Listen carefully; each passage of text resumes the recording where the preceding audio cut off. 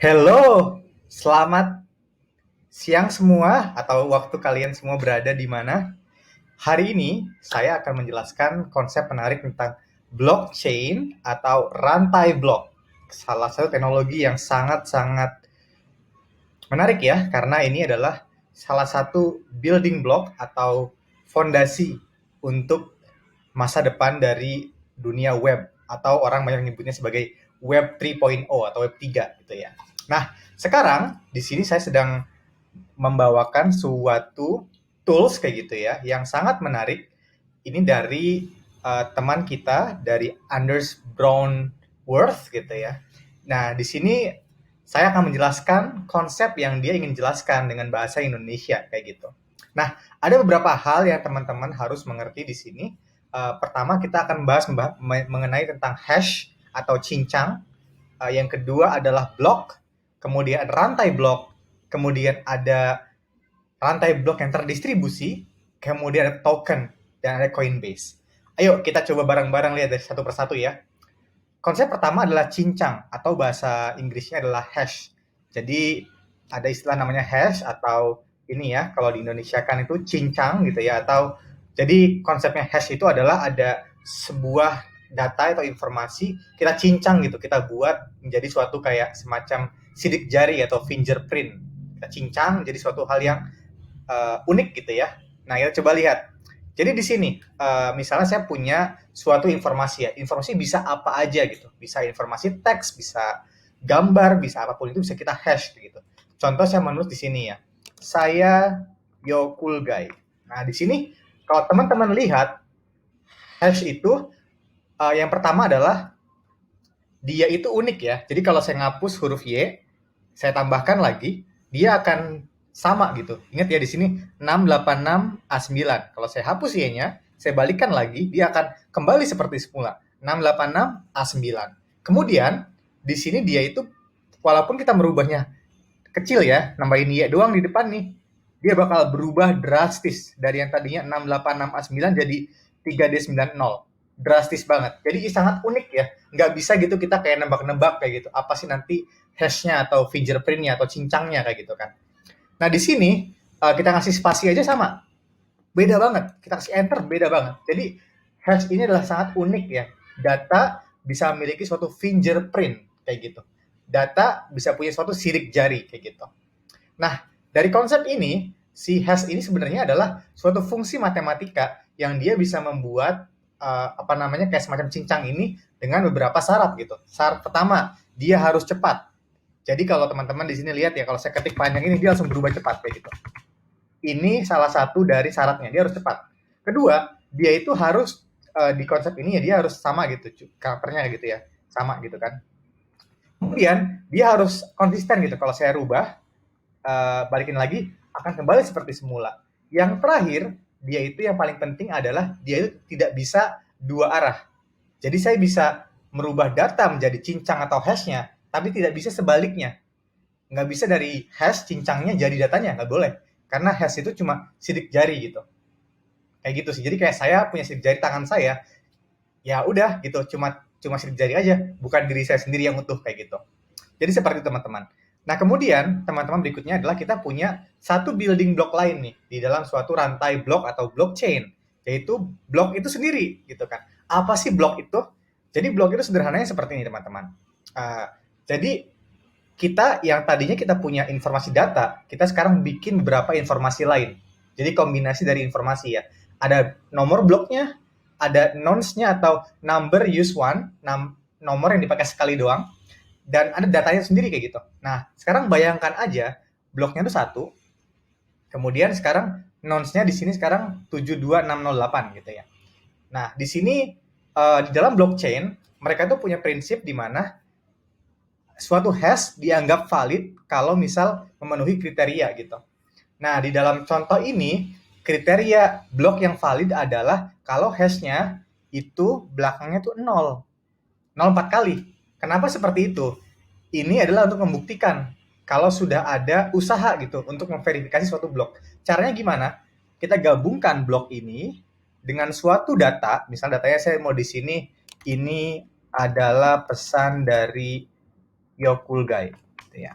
Nah, di sini teman-teman, kalau teman-teman lihat yang dipakai untuk membuat cincang atau hash adalah block, nonce, dan data. Lalu apa sih yang perlu diverifikasi? Suatu blok itu bisa dianggap terverifikasi kalau misal kita menemukan nonce, suatu nonce ya angka gitu ya, yang mana kalau nonce ini dicoba-coba, dia akan menghasilkan apa namanya cincang yang belakangnya tuh 000. Saya coba ya, 0 nggak bisa, 2 nggak bisa, 3 nggak bisa, 4 nggak bisa. Coba 4 angka nggak bisa juga gitu kan. Nah, susah sekali kan ya. Nah, dengan itu kita ada namanya proses yang disebut dengan mining gitu ya, atau tambang gitu. Nah, kalau saya menambang, dia bakal mencoba-coba sampai dia valid. Dan ternyata nonce yang valid adalah ini. Jadi suatu miner sebenarnya dia tidak merubah bloknya, tidak merubah datanya, tapi dia mencoba memasukkan nonce yang valid agar mendapatkan 0,000 4 kali. Dan ini bisa bervariasi teman-teman ya. Kalau misal di Bitcoin misalnya sekarang saya yakin nolnya bukan cuma 4 tapi banyak sekali karena semakin sulit mendapatkannya seperti itu. Jadi ini adalah suatu game kayak gitu. Game gimana caranya mencoba gitu kan verifikasi itu. Nah, nanti ada insentif juga nih, tapi itu nggak saya bahas di hari ini. Kita sekarang bahas tentang blok dulu kayak gitu. Oke, sekarang kita punya blok satu kotak gitu ya. Nah, gimana sekarang kita punya rantai blok. Nah, gimana kalau ini berantai? Nah, namanya rantai, dia itu harus menyambung menjadi satu gitu kan. Nah, jadi caranya gimana? Jadi caranya di sini adalah di blok yang kedua, dia punya apa ya, pointer atau kayak penunjuk gitu ke yang sebelumnya. Jadi hash sebelumnya adalah 004 kali di sini. Jadi artinya apa? Kalau misalnya ada satu data yang korupsi gitu ya, korup ya, saya rubah ada huruf H-nya gitu, dia bakal nggak valid semuanya kayak gitu. Jadi misalnya kalau saya misalnya awalnya valid semua nih, tiba-tiba di tengah jalan saya mau ngerubah data yang nomor 3 nih ya, diganti gitu. Nanti data ini harus diperbaiki gitu ke kanan. Kalau ingin jadi valid, kita harus kita harus menambang, dan menambang. Misal tadi ya diganti gitu ya. Kita nambang dulu nih supaya dia valid gitu kan. Nah kalau misalnya nomor 3 udah valid lagi, nomor 4 harus divalidin lagi gitu kan. Habis itu nomor 5 juga harus divalidkan lagi gitu. Jadi ini akan memperkuat rantainya gitu. Jadi kalau misal ada orang yang merubah di depan, misalnya blockchain di Bitcoin misalnya sudah kayak jauh sekali, udah ribuan blok ya atau jutaan blok, ada orang mencoba merubah data yang pertama, itu sangat sulit sekali. Karena itu harus perlu banyak orang yang mencoba nebak-nebak gitu ya, berapa sih nonce-nya gitu. Bukan cuma satu blok, tapi ribuan blok, jutaan blok kayak gitu. Jadi itu yang membuat satu rantai menjadi kuat kayak gitu. Nah sekarang muncul satu lagi, yaitu disebut rantai yang terdistribusi. Artinya apa? Nih, tadi kan saya bisa merubah nih ya, merubah 3 blok ya, dan ternyata sekarang udah valid lagi.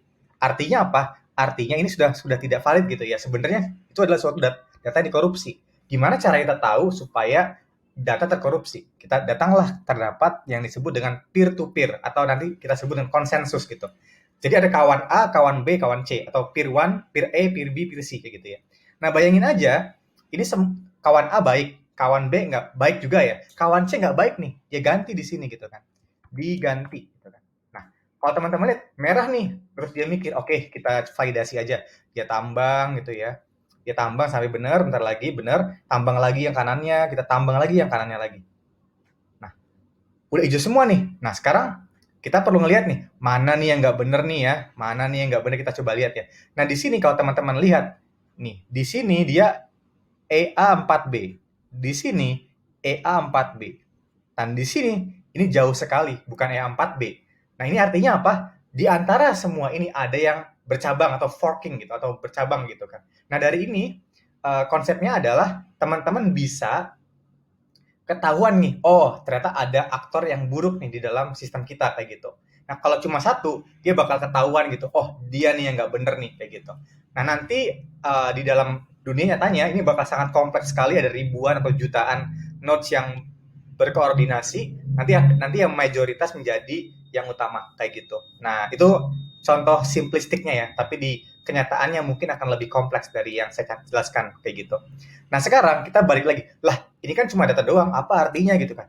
Nah kemudian orang menciptakan suatu token gitu kan. Token itu sebenarnya bloknya ini dipakai buat menyimpan suatu ledger gitu kan. Ledger itu ibaratnya adalah buku besar gitu ya, buku besar yang menyimpan ibaratnya debit kredit gitu kalau di sistem akuntansi gitu ya. Nah, sebenarnya orang menyebut rantai blok atau blockchain ini sebagai kalau misalnya akuntansi itu ya double entry bookkeeping, kalau itu triple entry bookkeeping karena harus valid dengan kriptografinya kayak gitu. Nah, di sini kita bisa masukin nih ya kayak $25 gitu kan, berapa dan sebagainya. Dan dari sini kalau misal saya mah ganti angkanya, ini bakal ketahuan gitu kan kalau ini udah nggak valid gitu ya. Entry-nya salah kayak gitu. Saya undo lagi. Nah, kemudian orang bertanya gitu, oh sekarang menarik nih kita punya blog, kita bisa nulis ledger di sini. Kemudian apa namanya?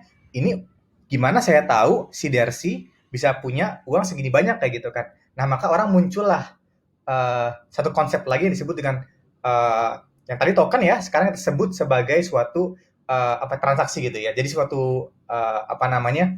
Ada genesis block gitu yang mana dia mengeluarkan uang kepada seseorang kayak gitu. Nah, di sini bayangin aja saya dari Coinbase ngebeli suatu apa ya mata uang di cryptocurrency, kemudian di sini saya men-top up gitu ya ke Anders sebesar $100.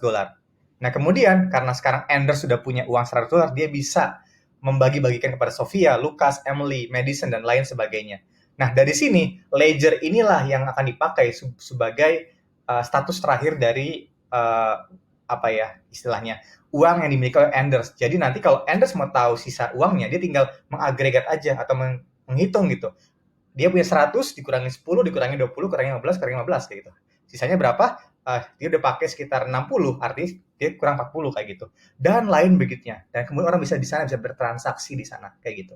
Jadi sebenarnya ini hanyalah ledger kayak gitu. Jadi buku besar yang dikuatkan oleh suatu kriptografi kayak gitu. Jadi ini yang seperti orang bilang triple entry bookkeeping atau pembukuan yang 3 lapis gitu ya, 3 entry gitu, 3 masukan kayak gitu. Nah, jadi ini akan menarik sekali teman-teman. Nah, di masa depan ternyata orang-orang ini bukan cuma menggunakannya untuk buku besar, tapi orang menyimpan berbagai macam data gitu. Jadi bukan cuma ledger, ada yang menyimpan data seperti di yang awal kita simpan tadi gitu ya, dan banyak lainnya kayak gitu. Nah, dari sini orang melihat bahwa rantai blok ini atau teknologi rantai blok ini adalah suatu apa ya era baru dari teknologi gitu kan, yang mana nanti dia akan menciptakan sesuatu yang disebut dengan the world's network, the world's database dan the world's computer. Nah, kenapa? Karena nantinya selain bisa menyimpan data yang tidak bisa berubah di sana yang permanen, dia juga bisa membuat sesuatu yang kita sebut kayak komputer.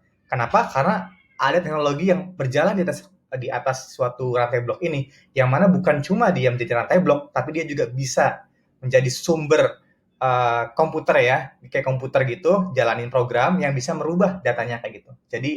Jadi state atau informasi di sini dirubah dengan suatu program yang disebut dengan smart contract yang mungkin kita akan bahas di selanjutnya. Nah, saya sangat senang sekali hari ini bisa ngobrol-ngobrol tentang blockchain, rantai blok, cincang, kemudian token-token, dan lain sebagainya. Sangat menarik, teman-teman. Semoga bermanfaat video kali ini. Kalau kalian suka, kalian bisa like dan subscribe supaya saya bisa terus naik ya di algoritma YouTube, dan sangat senang. Dan saya akan mencoba terus mempublikasi video-video tentang blockchain dan edukasi blockchain. Terima kasih. Selamat siang, teman-teman.